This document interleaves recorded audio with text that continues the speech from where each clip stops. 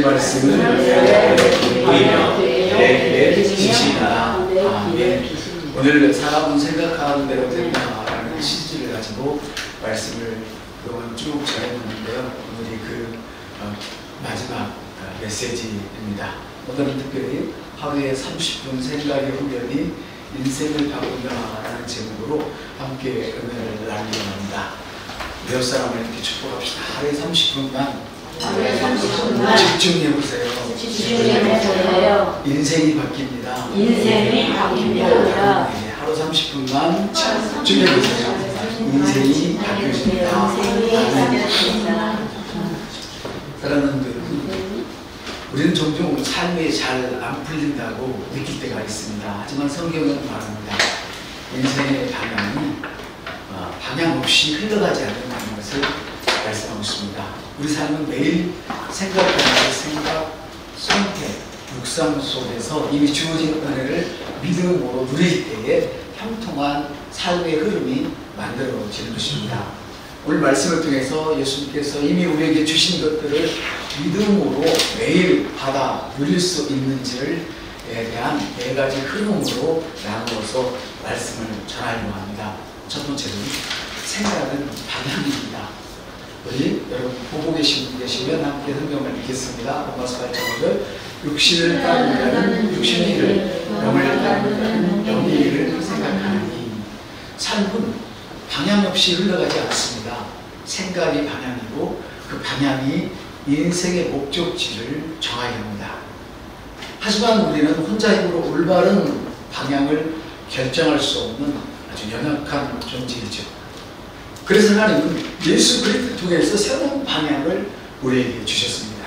그분은 죄와 사망의 방향에서 우리를 건져내시고 성령을 따라 생명과 평안의 길, 그 길로 이끌어 주셨죠.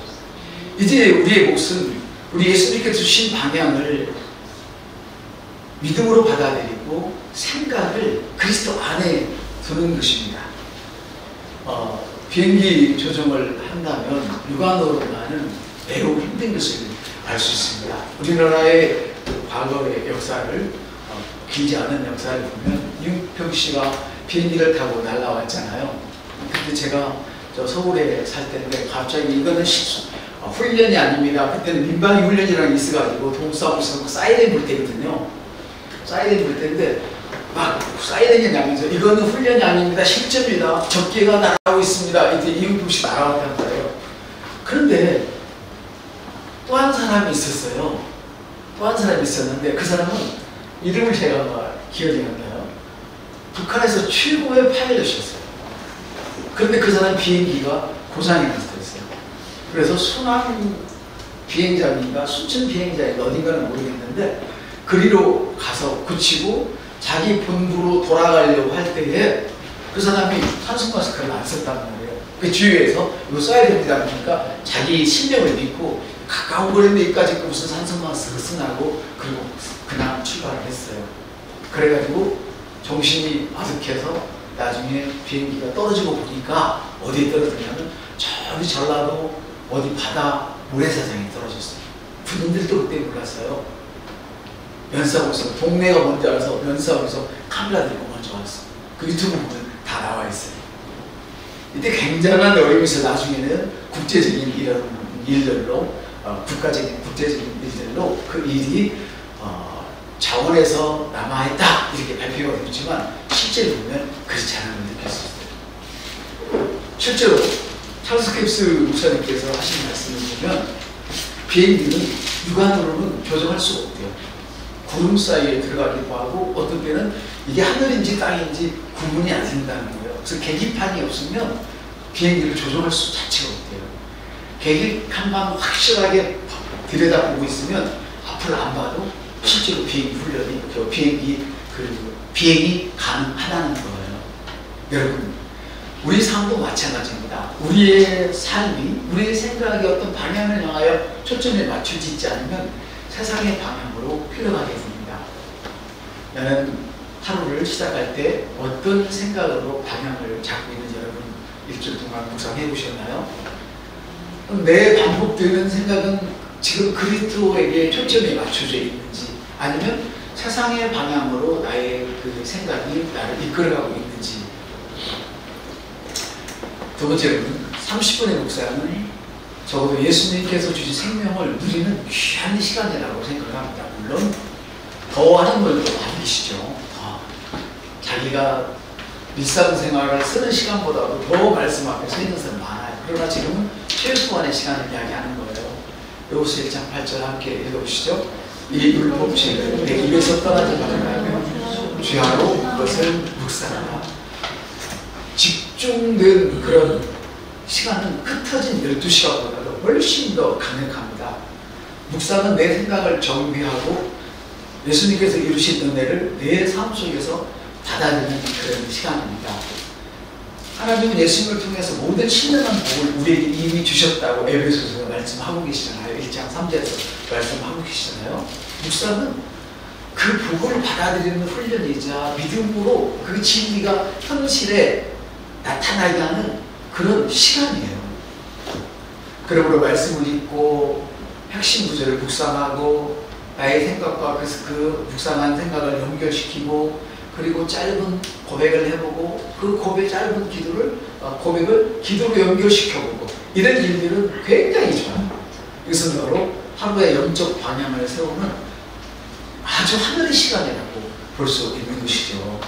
여러분 하루에 30분을 어떻게 사용하고 계신가요? 말씀 중심의 루틴을 갖는다면 그 결과는 어떤 변화로 이어질까 한번 생각해 보셨습니까? 세 번째로는요. 생각은 통제할 수 있습니다. 예수님의 이름으로 생각을 사로잡을 수가 있습니다. 그러나 많은 분들이 생각이 나는 걸 어떻게 하느냐고 생각을 어떻게 내 마음대로 하느냐지만 그 말은 지극히 육신적인 언어이고 전혀 성경적이지 않습니다. 여러분은 새가 하늘을 날아가는 것을 이거는 막을 수가 없을 겁니다. 여러분의 힘으로는 어쩌면 능력이 있는 것은 막을 수도 있겠지만요. 그렇지만 아무리 능력이 없어도 새가 여러분의 머리에 꼬바리를 트는 둥지를 트는 일은 여러분 막을 수 있지 않겠습니까? 서울에서는 까마귀가 큰 까마귀가 어렸을 때 사람을 공격한다고 조심하라고요. 네. 까마귀는 공격의 습성을 가지기 때문에 우리가 그 공격의 습성을 막을 수는 없겠지만 까마귀가 내 머리를 쪼아먹지 않도록 막을 수는 있지 않겠습니까? 우산을 쓴다든가 아니면 머리에 그 헬멧을 쓴다든가 그러면 내 머리를 못하겠죠. 생각은 바로 이런 겁니다. 그래서 고린도후서 5장 10장 5절 모든 생각을 사로잡아요. 여러분 생각을 잡으셔야 됩니다. 우리 역사때 생각은 잡으셔야 됩니다. 꽉 잡아야 됩니다. 잡아서 버릴 건 버려버리고 내가 가질 건 가져야 되는 것입니다. 생각이 나는 대로 흘러가면 안 됩니다. 모든 생각을 사로잡아서 그리스도께 복종을 시켜라. 아멘. 가난하면 뭐라고요? 나는 부유하라고. 그 가난의 생각을 부유한 생각으로 복종시키라는 거예요. 가난의 생각을 복종시켜서 할렐루야. 생각은 흘러가는 것이 아니라 훈련의 대상이에요. 따라합시다. 생각은 훈련의 대상입니다. 그리스도 안에서 우리는 누구나 다 생각을 다스릴 수 있는 권세의 능력을 받았습니다. 세상의 부정적인 생각, 불안, 정죄의 소리는 하루에도 수십 번씩 들어옵니다. 그러나 그 생각이 나를 지배하고 내버려 두는 것이 아니라 말씀 안에서 생각을 붙잡고 예수님의 이름으로 복종시키는 것이 바로 우리가 싸워야 할 싸움인 것입니다. 하나님은 지금은 대신 싸워주시지 않습니다. 하나님의 능력을 의지하고 하나님의 말씀을 붙잡고 내가 싸워야 하는 것입니다. 부모가 결혼을 시켜주는 것까지는 할 수 있을지 모르지만 결혼 생활 자체를 부모가 해줄 수는 없잖아요. 맞습니까? 맞습니다, 여러분. 새가 머리에 날아다니는 것은 막을 수가 없지만 둥지를 트는 것은 여러분이 얼마든지 막을 수가 있습니다. 문득 떠오르는 생각은 어쩔 수 없을지라도 받아들이는 것은, 거절하는 것은 우리의 목이라는 것이에요. 여러분은 어떤 생각을 붙잡고 사십니까?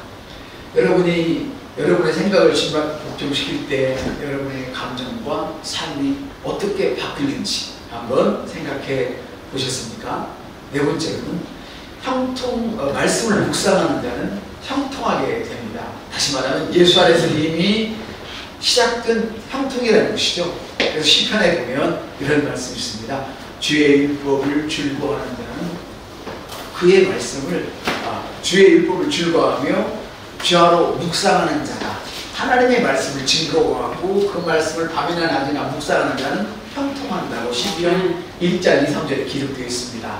묵상이란 그 말씀을 읽고 이 말씀이 무슨 말씀입니다 생각하고 분별하는 얘기죠. 그리고 그 말씀을 내가 두런두런 이야기하고 그리고 그 말씀에 감정을 실어서 큰 소리로 표하는 것입니다. 여러분 나는 고백입니다. 선포입니다. 할렐루야. 이렇게 할 때에 형통은 너무 자연스럽게 온다는 거예요. 그래서 김재희 성경에는 네가 네 길을 평탄하게 한다. 너가 너의 길을 형통하게 한다고 했어요. 하나님께서 형통하게 해주신 게 아니라 하나님 말씀대로 네가 그렇게 하는 말씀을 밤이나 낮이나 묵상하면 네가 너의 길을 형통하게 한다고 기록되어 있는 것입니다. 그래서 말씀 중심의 삶은 결국 형통의 삶으로 이루어집니다. 형통은 내가 이루어내는 것이 아니라 예수님 안에서 심겨진 것이 자연스럽게 열매를 맺는 상태라는 것이죠. 아멘. 그러므로 성공하려고 노력하지 마시고 여러분들이 묵상을 부지런히 하시고 그 묵상을 생활화하시면 참 형통이 쉽게 오리라고 생각이 됩니다. 예수님은 자기를 참 포도나무라고 말씀하시고 우리를 가지라고 요한복음 10장 5절에서 말씀을 하셨습니다. 예수님 안에서 우리가 살고 말씀의 뿌리를 내릴 때 계절과 환경을 뛰어넘어서 형통이 나타나는 것이 바로 요한복음 15장 5절과 시편 1장 2, 3절의 말씀이기도 합니다. 여러분 큰 나무는 보이지 않아서요 뿌리가 깊습니다.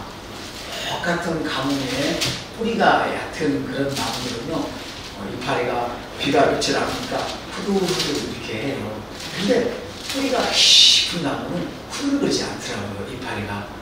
그러니까 우리가 말씀을 묵상하면 어떤 어려움이 와도 우리는 넘어지지 않는다는 거예요. 그 어려움을 질금질금 받고 건너갈 수 있는 능력이 힘이 있다는 것이죠. 그래서 묵상은 보이지 않지만 뿌리가 형통의 열매를 지탱하는 거예요. 따라합시다. 하나님 말씀이 내 속에 심겨질 때 그 말씀이 능력이 있어서 내 삶을 지탱해 줍니다. 나는 말씀에 뿌리를 두고 형통의 삶을 누리기 시작하기로 여러분 결정하셨습니까? 우리 우선 물어보십시오. 나는 말씀에 뿌리를 두고 형통의 삶을 결정했습니까? 대답까지 해주세요. 대답까지. 안 하셨으면 오늘 이 시간 꼭 할 수 있기를 바랍니다. 오늘부터 어떤 방식으로 말씀을 묵상해서 뿌리를 내줄 수 있을까를 여러분들이 스스로 한번 생각해 보시면 참 좋겠어요. 정리하자면 생각은 방향이죠. 그래서 이 생각은 예수님이 방향인데 예수님이 이미 우리에게 새로운 방향을 제시해 주셨어요. 세상의 방향 아니라 생명의 방향을 선택해라. 그 생명의 방향이 바로 복음입니다. 생각은 방향입니다. 30분 훈련은 뭐냐? 이미 주어진 은혜를 믿음으로 받아들이고 누리기 시작하는 그런 시간입니다. 생각은 통제할 수 있습니다. 어떻게? 예수님의 이름으로, 예수님의 생각으로, 다시 말하면 예수님의 말씀으로 다스릴 수 있습니다. 병든 자는 일어섰다 하라. 가난한 자는 부유하다 하라. 할렐루야. 형통치 못한 자는 나는 형통하다 하라는 것이죠. 아멘. 그래서 형통한 삶은 말씀 안에 심긴 자의 자연스러운 열매이지 억지로 형통이 되는 것은 아닙니다. 우리 세우는 고백기도 같이 하시죠. 하나님 아버지, 나는 내 생각을 방치하지 않습니다. 주의 말씀은 내 생각을 새롭게 하옵니다. 바로 잠시만 주님과 함께 머무는 시간을 선택합니다. 내 마음이 주님의 진리로 채워지고 내 삶이 말씀의 방향으로 흐르게 하소서. 나는 생각을 훈련할 수 있습니다. 말씀은 내 삶을 형통케 만듭니다. 예수님으로 기도합니다. 아멘. 사랑하는 여러분, 사탄은 패배했고 하나님은 영광 얻으셨고 우리 예수님은 곧 다시 오십니다. 어느 분이 통계를 내봤는데 이렇다고요. 보통 사람들과 세계 상위 10% 이내 아니면 0.5% 이내 든 사람들과의 삶의 방향이 완전히 달라져요. 세계적인 추세를 보면 지금 현대인들이 세계적인 추세 속에서 보면은 SNS, 유튜브를 보고 텔레비를 보고 이 카톡을 하고 이런 거 하는 시간이 보통 6시간, 5시간 또 다른 거 하는 시간이 정해놓고 막 연속 보고 다른 거 열심히 들여다보는 시간 하면은 굉장히 많더라고요. 심지어 10시간 넘게 다른 데 허비하고 있더라고요. 10시간 넘게 조사를 해보니까. 그런데 이 사람들의 특징은 뭐냐면 생각을 안 해요. 그리고 있는 것을 받아들여서 그냥 막 퍼나가는 거예요. 그래서 사실은 챗 GPT나 이런 AI가 굉장히 좋은 것이지만 위험한 것은 뭐냐면 여러분이 그런 것만 해도 잘못 쓰게 되면 여러분은 생각이 멎어버린 사람이 되어져요. 여러분은 기억하실지 모르겠습니다만 예전에 그 흑백 TV가 있던 시절이 있었습니다. 그 후에 화질이 그렇게 좋지 않지만 컬러 TV가 나왔을 때 얼마나 좋았는지 몰라요. 새로운 세상 같았었어요. 새로운 세상. 제가 공부할 때는 언어를 전혀 쓰지도 못하고 모를 때는 그냥 그랬었는데 언어를 공부하고 나니까 새로운 신세계가 열린 것 같아요. 네, 이렇게 차이가 났단 말이에요. 근데 똑같은 신세계를 맛봤지만 그 신세계를 계속 이어가는 사람은 얼마나 많이 발전을 했을까요? 근데 현대인들, 세계적인 추세가 현대인들, 심지어 미얀마나 저기 그 학고방에 예전에 제가 신천리에 살 때처럼 그런 집에서 사는 사람들, 막 그 나무 판자로 집 얼기설기 지어놓고 사는 사람들도 핸드폰이 있어요. 핸드폰이 있어요. 아, 놀랬어요. 핸드폰을 가지고 살아요. 그거 가지고 살 정신이 있으면 좀 더 발전한 삶을 살 것 같은데 현대인은 안 그렇다는 거예요. 그런데 부자들은 그런 시간 자체를 딱 시간을 정해놓고 내가 뉴스를 보고 뭐 보는 시간만 해도 딱 정해놓고 그 시간이 넘으면 안 봐요.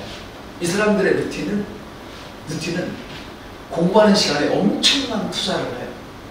하루에 2~3시간 책을 보든지 아니면 유튜브나 이런 그 강의를 지속적으로 들어서 자기 자신을 발전을 시키더라고요. 보니까. 그러니까 그 사람들은 자연스럽게 형통할 수밖에 없어요. 왜? 보고 듣는 것이 뭐예요? 보고 듣는 것이 늘 생각하는 것이 성공을 생각하기 때문에 그렇게 구조가 되어 있어요. 구조. 여러분, 저희가 혼자 기도하고 있는데 저는 서장훈 씨가 종교가 뭔지는 몰라요. 서장훈 씨가. 그리고 제가 개인적으로 좋아해요. 그 사람이 이렇게 꽃갈 뭔가 이렇게 뭘 얼굴에 꼰지 바르고 전쟁이 하는 짓은 마음에 안 들지만 방송인이니까 그럴 수 있다고 생각해요. 방송인이니까. 그렇지만 그 사람이 뭐 예수를 믿든 안 믿든 그것밖에 없이 그 사람의 생각은 보편적으로 하나님 편에 가깝다, 생각 자체가 가깝다는 생각이 들어요. 그래서 그 사람은 김재동 씨가 이야기할 때 그 사람은 한 번 강의하고 뭐 3천만 원씩, 수천만씩 받아간다는 소문이 있어요. 근데 그 강의를 그 사람들의 강의를 앞에서 보는 사람은 대부분 가난한 사람들, 직장도 없는 젊은 청년들이에요. 근데 혼을 뽑아놓죠. 그 사람들은 여전히 가난해. 대부분 부자도 있지만. 근데 이 사람은 가난한 사람들에게 강의를 하고 뭡니까? 돈을 그렇게 혼자 챙겨 잘 사는 거예요. 서장훈 씨가 그 얘기를 했어요. 난 그 얘기를 보고 서장훈 씨를 방송이지만 잘못 알았구나 생각을 하고 제가 기도하는 건 뭐냐면 저 사람도 얼마 안 있으면 방송에서 하차하지 않을까 싶어서 기도를 해요. 그런 사람들은 지금 정권을 별로 좋아하는 스타일이 아니기 때문에 그렇습니다. 분명한 사실이죠. 자, 그래서 그 사람이 뭐라고 얘기했냐면 아무 책임도 없이 그들의 마음을 만져주는 말만 해가지고 그들이 직장을 가질 수 있느냐? 젊으니까 아프다고? 젊으면 일을 해야지. 일 않고 즐기기만 하라고? 그 어떻게 잘 살 건데? 그 얘기를 하면 그 한 소리에 제가 서장훈 씨에게 반했습니다. 무슨 말이냐면 우리가 예수를 믿지만 생각 없이 살아갈 때에 하나님과 반대적인 것 그리고 우리의 의도와는 전혀 하나님의 의도와는 관계없이 내 마음을 만져주는 성경에도 보면 다니엘 스님이 어딥니까? 나의 귀를 간지릴 거다라는 얘기가 있어요. 내가 듣기 좋은 말을 해달라는 그 있고, 실제로 발람과 발람의 상태에서도 내가 듣기 좋은 말을 해다오, 내가 승리한다고 말해다오 하고 선지자를 부르잖아요. 이런 일들이 있으면 우리는 결코 승리할 수 없습니다. 여러분, 오늘 여러분의 힘으로 무엇을 이루려고 하지 마시고 이미 승리하신 예수님 말씀을 다 묵상하고 고백하고 선포함으로 말미암아 누린 능력 있는 삶을 사시기를 예수의 이름으로 축복합니다.